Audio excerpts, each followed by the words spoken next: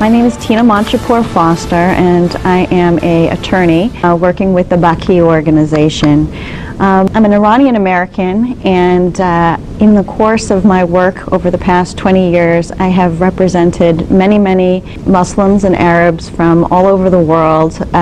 Since September 11th in particular, my focus has been on defending the rights of Muslims who have been unfairly targeted by counterterrorism efforts both in the United States and around the world. When the Baqee organization came to me and said that, told me about their activities and the fact that they were trying to expose some of these issues that we really don't hear about in the media, I was really excited to work with them on their project. We worked together and developed a plan, a sort of a plan to really take the first step in exposing the international community and highlighting to the international community and the world the kind of things that average Muslims face when they're trying to simply perform their religious duties by visiting holy sites in Saudi Arabia or going on Hajj or Umrah as is prescribed by the religion. In working with the Baqee organization, we came up with a plan how to try to take the Kingdom of Saudi Arabia to the international stage and highlight some of these abuses that ordinary people feel when they visit on Hajj or when they visit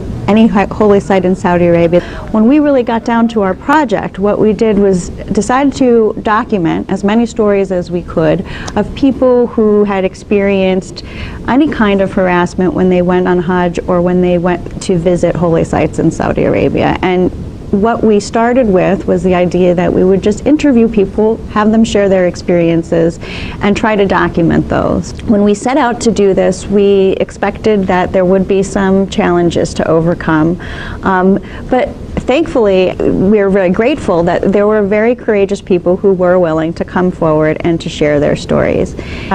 For ordinary pilgrims that were going on Hajj and trying to visit Jannat al-Baqee and other important holy sites where personalities have been buried and where important events occurred, people just trying to even visit those sites, gain access to them, view them, touch the ground there, recite supplications, or try to connect with those sites were prevented from doing so. In addition, there have been people who have been severely beaten for trying to visit these sites.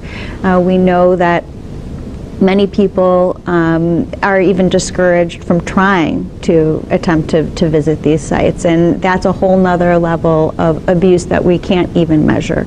I was happy that we were able to get a very significant number of people willing to come forward despite the risks, despite the threats. They were willing to come forward and give statements, and from that we were able to collect and document the scope of the abuses. We have compiled that into a report which we recently submitted to the Universal Periodic Review of the United Nations on the Kingdom of Saudi Arabia. And the Universal Periodic Review is the United Nations mechanism to monitor whether states, whether countries are actually living up to universal human rights principles that they have committed to.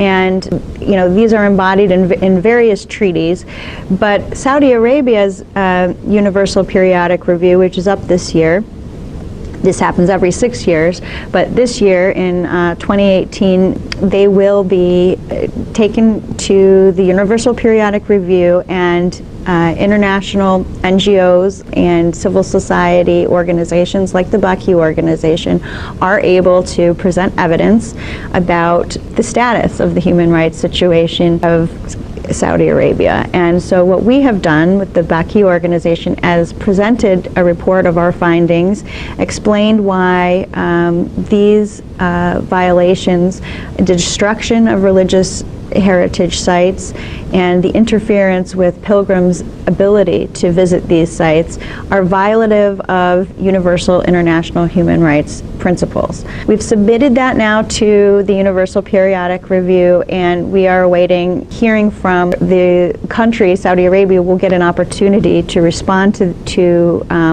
our and to any other reports that are submitted.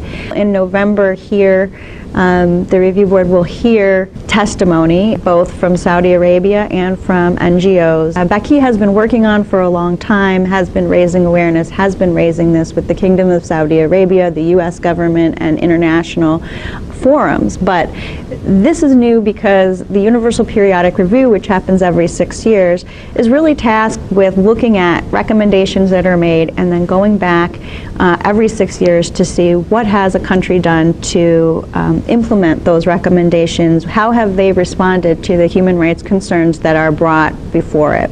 All of these efforts that Baqee organization is making, they're really a long-term plan. What we need to do as a community is come together, continue to support these efforts by courageous people willing to come forward and share their stories as they have been. And we need to come out in numbers and show our support for the rebuilding of Jannatul Baqee and other destroyed sites. The Baqee organization has their annual protest, which is very important to show the numbers of people that are affected by this issue. So I really call on the community to continue these wonderful efforts. And in conclusion, I would say thank you very much for your support, for those of you who have been pioneers in this effort in bringing this to the international stage. We're going to have to continue to do this. We're going to follow up with the UN Special Rapporteurs. We're going to follow up with every available international mechanism that we can to give this issue the publicity and the significance in the international arena that it deserves. So we thank you very much for your support and look forward to continue to work with you.